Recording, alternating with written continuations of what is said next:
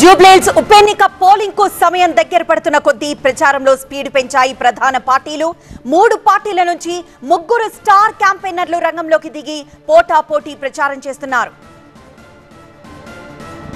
కాంగ్రెస్ అభ్యర్థి నవీన్ యాదవ్ తరపున ప్రచారం చేసిన రేవంత్ రెడ్డి జూబ్లీహిల్స్ లో కాంగ్రెస్ గెలుపు పక్కా అన్నారు. 30,000 మెజార్టీ సాధిస్తామని ధీమా వ్యక్తం చేశారు.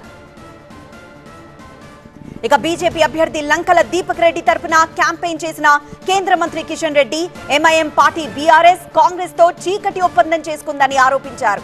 నవీన్ యాదవ్ కు ఓటేస్తే ఎంఐఎం కు ఓటేసినట్లేనన్నారు కిషన్ రెడ్డి. ఇక బీఆర్ఎస్ అభ్యర్థి మాగంటి సునీత తరపున ప్రచారం చేసిన BRS working president KTR Congress ప్రభుత్వంపై నిప్పులు చెరిగారు. రేవంత్ నడుపుతోంది సర్కారా లేక రౌడీ దర్బారా అని ప్రశ్నించారు.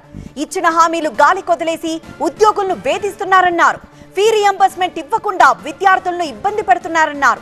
ఒక్క ఛాన్స్ అంటూ అధికారంలోకి వచ్చిన రేవంత్ రాష్ట్రాన్ని నిండా ముంచేశారన్నారు కేటీఆర్.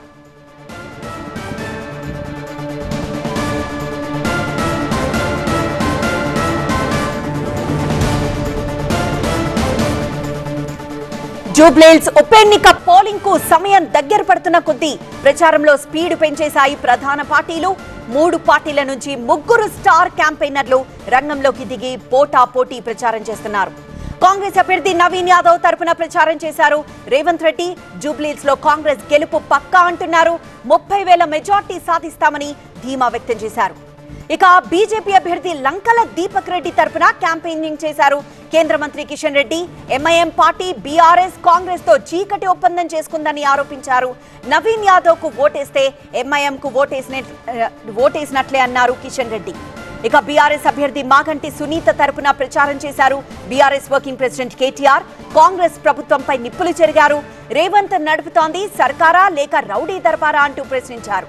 ఇచ్చిన హామీలు గాలి కొదిలేసి ఉద్యోగులను వేధిస్తున్నారన్నారు. ఫీ రియంబర్స్మెంట్ ఇవ్వకుండా విద్యార్థులను ఇబ్బంది పెడుతున్నారన్నారు.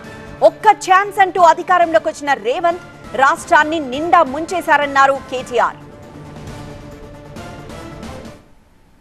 నువ్వు నడుపుతున్నది సర్కారా లేక నువ్వు నడుపుతున్నది రౌడీ దర్బారా? ఇంతమందిని బెదిరించి ఏం సాధిస్తావు రేవంత్ రెడ్డి అని నేను అడుగుతా ఉన్నా. నీకు ఒక్క ఛాన్స్ ఇచ్చినందుకే కదా రాష్ట్రాన్ని దివాలా తీయించినావు. నీకు ఒక్క ఛాన్స్ ఇచ్చినందుకే కదా 700 మంది రైతులు ఆత్మహత్యలు చేసుకున్నట్టు చేసినావు. నీకు ఒక్క ఛాన్స్ ఇచ్చినందుకే కదా 161 మంది ఆటో డ్రైవర్లు ఆత్మహత్యలు చేసుకునే పరిస్థితి తెచ్చినావు. నీకు ఒక్క ఛాన్స్ ఇచ్చినందుకే కదా కేసీఆర్ గారి టైంలో అద్భుతంగా నడిచిన 1000 గురుకుల పాఠశాలలు ఇవాళ మూలకు పడే పరిస్థితి తెచ్చినావు. నీకు ఒక్క ఛాన్స్ ఇచ్చినందుకే కదా 100 మంది గురుకుల విద్యార్థులు ఆత్మహత్య చేసుకునే పరిస్థితి తెచ్చినావు. నీకు ఒక్క ఛాన్స్ ఇచ్చినందుకే కదా ఇవాళ హైదరాబాద్ లో రియల్ ఎస్టేట్ నాగం చేసినావు. ఇవాళ నీకు ఒక్క ఛాన్స్ ఇచ్చినందుకే కదా హైడ్రా పేరు మీద మొత్తం బస్తీలలో ఉండే ఇండ్లు గులగొడుతున్నావు. నీకు ఒక్క ఛాన్స్ ఇచ్చినందుకే కదా రాష్ట్రం ఇవాళ ఉరుకులు పరుగుల మీద పెరుగుతున్న రాష్ట్రాన్ని ఆఖరి స్థానంలో నిలబెట్టినావు. గుర్తు తెచ్చుకోమని నేను కోరుతా ఉన్నా. మజ్లిస్ పార్టీ మద్దతు కోసము ఈరోజు టీఆర్ఎస్ పార్టీ కాంగ్రెస్ పార్టీ ఏ రకంగా భుజాలేసుకొని తిరుగుతున్నారో మనం చూస్తూ ఉన్నాం. పోటీలు పడతా ఉన్నారు ఈ 2 పార్టీలు. మాకు సపోర్ట్ చేయి. కేటీఆర్ ఏ రోజైనా మజ్లిస్ వ్యతిరేకంగా మాట్లాడాడా? కేసీఆర్ ఏ రోజైనా మజ్లిస్ వ్యతిరేకంగా మాట్లాడాడా?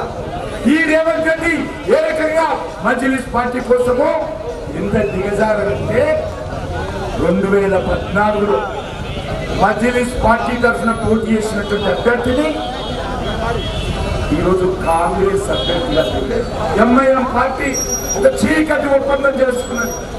హైదరాబాద్ నగర మేయరు మజ్లిస్ పార్టీకి ఇవ్వాలనేటువంటి దుర్మార్గపు ఒప్పందంతో ఈరోజు జూబ్లీహిల్స్ లో కాంగ్రెస్ పార్టీ సపోర్ట్ చేస్తాం. రాబోయే ఎన్నికల్లో 30,000 మెజార్టీతోని జూబ్లీహిల్స్ గడ్డ మీద కాంగ్రెస్ జెండా ఎగరేయబోతున్నారని చెప్పి నాకు సంపూర్ణమైన విశ్వాసం నమ్మకం కలిగింది. 3 సార్లు బీజేపీకి ఇచ్చారు. 2014, 2019, 2023 3 సార్లు బీజేపీ ఎంపీని గెలిపించారు. 2014, 2018, 2023 బీఆర్ఎస్ ఎమ్మెల్యేని గెలిపించారు. మీ సమస్యలు తీరినాయా? ఇవాళ కేటీఆర్ గల్లీలకు వచ్చి అయ్యో పాడు ఇక్కడ మట్టి ఉన్నది, అయ్యో ఇక్కడ చెత్త ఉన్నది అని అంటున్నారు. ఆ చెత్త నా కొడుకే మున్సిపల్ మంత్రి ఉన్నాడు కదా 10 ఏళ్ళు. ఈ చెత్త పెరగడానికి ఈ మోరీలు నిండడానికి ఇవన్నీ సర్వ దరిద్రాలకు సర్వ రోగాలకు కారణం వాడే కాదా? ఆ మున్సిపల్ చెత్తకుని కాడ కట్టేయండి ఒక రోజు, అప్పుడు తెలుస్తుంది. 10 ఏళ్ళు మంత్రిగా ఉండి బలిచి బెంచ్ కార్లలో తిరిగిండు. ఇవాళ బెంచ్ కారు పంచర్ అయి షెడ్డుకు పోయిందని ఆటోలలో తిరిగి మీ ముందర నటిస్తున్నాడు.